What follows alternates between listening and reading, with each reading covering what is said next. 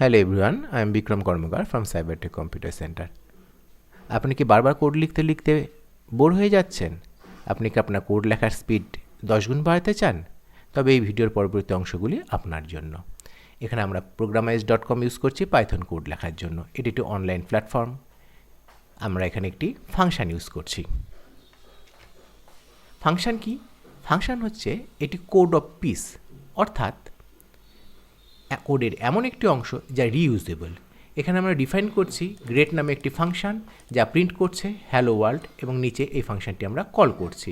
অর্থাৎ আমরা যতবার প্রয়োজন এই লাইনটি প্রিন্ট করার ততবার শুধু এই ফাংশনটি কল করলেই এই গোটা কাজটি হয়ে যাবে। অর্থাৎ একটি গোটা লাইন লেখার যে কাজ সেটি শুধু একটি ফাংশন কল করার মাধ্যমেই দেখতে পাচ্ছি।